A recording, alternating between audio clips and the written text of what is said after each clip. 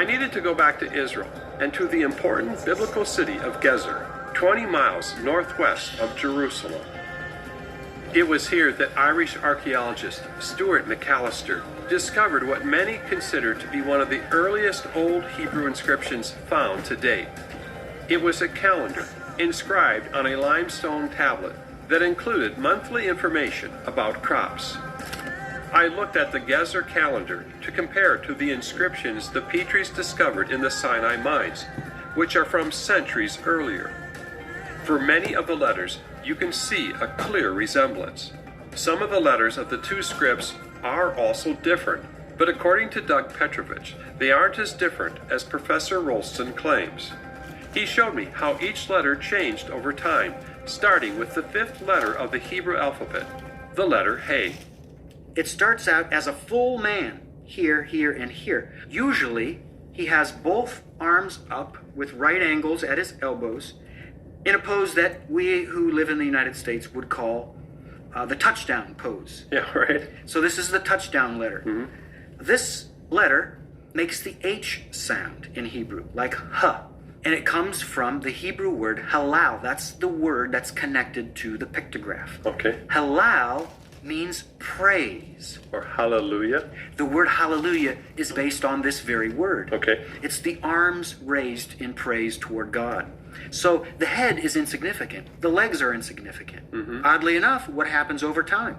As the letter evolves, here's one leg missing. Here's a head that's been reduced greatly, reduced greatly, reduced greatly. No legs at all here on Sinai 374. Mm-hmm. Why? Because all you need is the hands raised. So eventually, they realized we don't really need the head and we don't really need the legs. So that morphs into what looks like an E. And if you were to take this from the Tsarta Astrakhan and turn it 90 degrees to the left, it would be the neck of a person, the left arm of a person, and the right arm of a person, all pointing up. So while the Proto-Sinaitic letter of a man praising may look quite different than the corresponding Old Hebrew letter, once you understand how it developed, you can see how they relate. David Roll also showed me how this development happened with our modern letter A.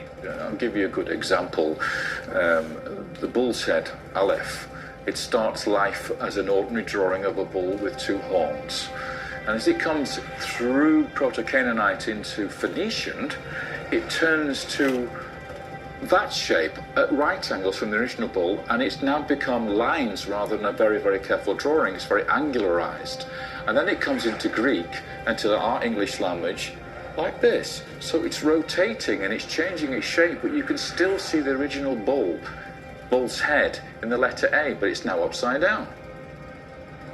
But can these two related scripts be considered different versions of Hebrew? It appears that Phoenician is the one thing standing in the way of making that link. So how dramatic are the differences between Old Hebrew and Phoenician? When compared to Phoenician, the character of the letters looks very similar to the Old Hebrew found by Stuart McAllister, to the point where most of the letters are basically identical. It could almost boil down to individual styles of handwriting.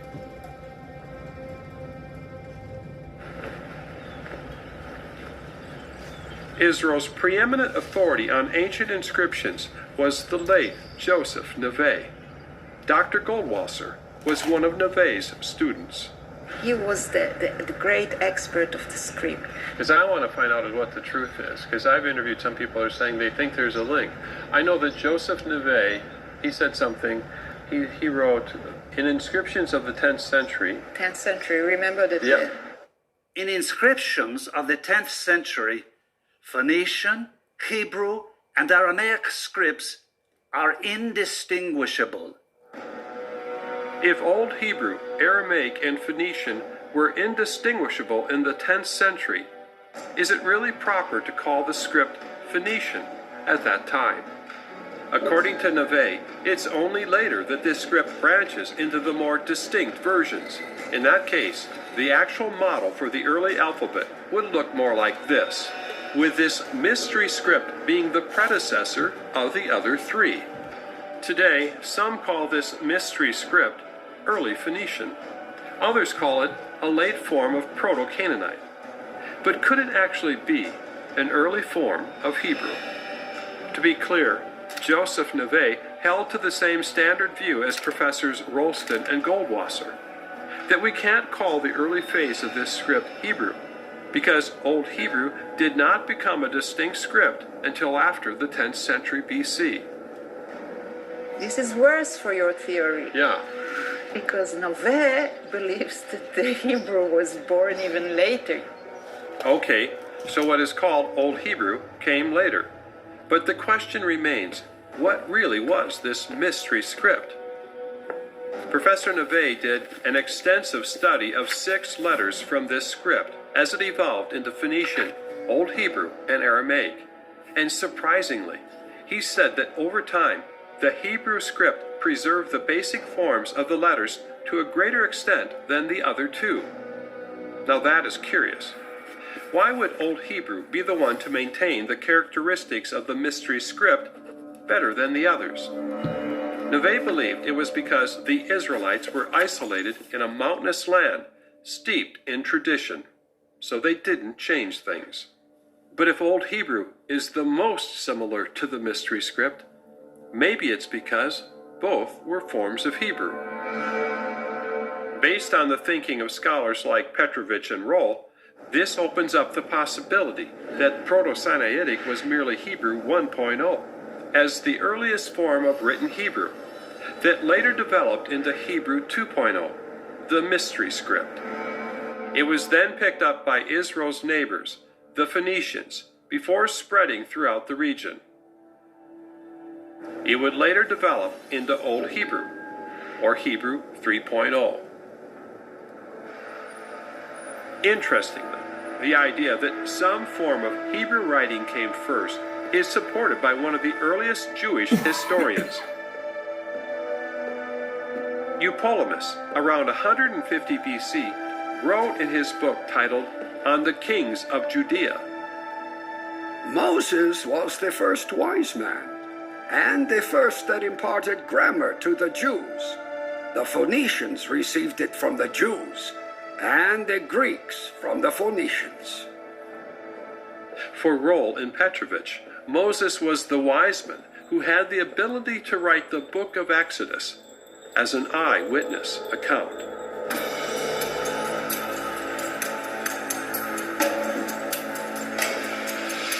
When investigating the first step, does Proto-Sinaitic match the look of Hebrew, I discovered that there are many letters in Proto-Sinaitic that closely resemble those of the mystery script in Old Hebrew.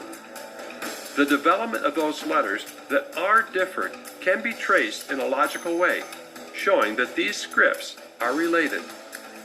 Over time, as the script transitioned to the distinct Phoenician, Aramaic, and Old Hebrew styles, it was the Old Hebrew that maintained the style of the mystery script better than the others. This supports the idea that the original Proto-Sinaitic was Hebrew 1.0, which then evolved into Hebrew 2.0 and 3.0. I can now move on to the second step of the pattern, investigating whether the inscriptions are readable as Hebrew, an idea that is extremely controversial.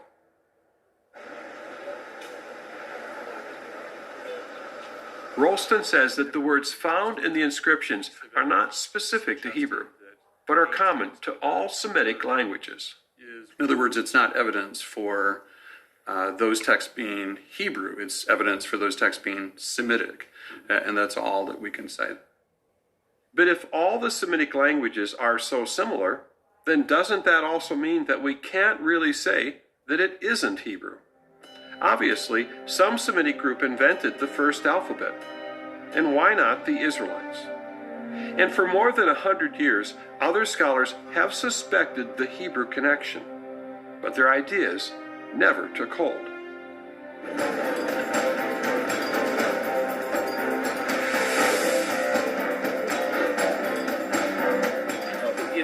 David Roll has worked with the Sinai inscriptions and disagrees with Rolston's position.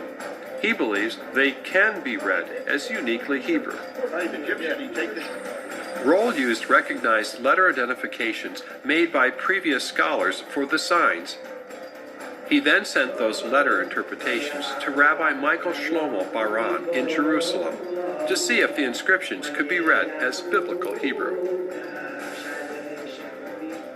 One day, David Roll just sends me an email with a string of letter names, and I scratch out this string of letters in the modern Hebrew characters that we make use of, and I look at it for a minute, and I clearly make out what the word roots are, and I'm blown away. I can read it. In other words, this is not this Northwest Semitic that you're talking about. This is the Hebrew of our ancestors. This etching, this inscription somewhere in the Sinai desert is actual plain biblical Hebrew. What were some of the things that were written there? Well, there are things like instructions how to use manna. You know that in the Bible there's a big thing about, you mustn't store it. You have to eat it when it's given to you. And this thing says, pay attention to the way you use manna. Follow the Father and his instructions. Dr. Petrovich also agrees that these inscriptions are an early form of Hebrew. However, he has arrived at different interpretations than David Roll. Petrovich identifies words and names he believes are uniquely Hebrew, as well as biblical characters. One such character had a son who participated in the building of the tabernacle at Mount Sinai.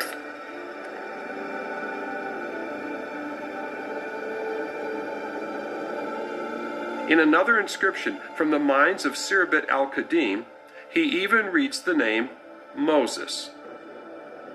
What makes interpreting these inscriptions so difficult is that there are only consonants, no vowels. Many of them have no spaces between words. They can be written either left to right or right to left. The true identification of several of the letters are disputed, and many are damaged, making them hard to read. That is why many scholars state we can't read these inscriptions as Hebrew. Someone's attempt to state that they can not only read these inscriptions, but read names that we know from the Bible, or posit that we have people present in these inscriptions from the Bible. It's a difficult thing indeed. You have to have evidence for these proposals, and it's just not there. Some of my critics, such as Christopher Ralston, are saying that this could be any Semitic language. There's no way of identifying it as clearly being Hebrew. There are several distinctively Hebrew words that are not found in any other Semitic language that are contained in the 15 Hebrew inscriptions that I've translated. The key to Petrovich's approach was to test different letter identifications for those Proto-Sinaitic letters that are disputed. I was able to try the different options of what all the scholars have been proposing for 100 years or so. And through that process, I was able to answer which were correct, because in certain contexts, if you took it one way, it wouldn't work. If you took it another way, it definitely worked. In fact, it always worked. When Roll and Petrovich assigned equivalent Hebrew letters to these inscriptions, they claim they make sense when read as Hebrew. They state they are finding uniquely Hebrew words. They also claim that some of the inscriptions reference biblical characters and events. What complicates this issue is that their different approaches in reading the letters produce different interpretations. But at the end of the day, it's encouraging that there are at least two possibilities that result in meaningful phrases for these inscriptions when Hebrew letters are applied.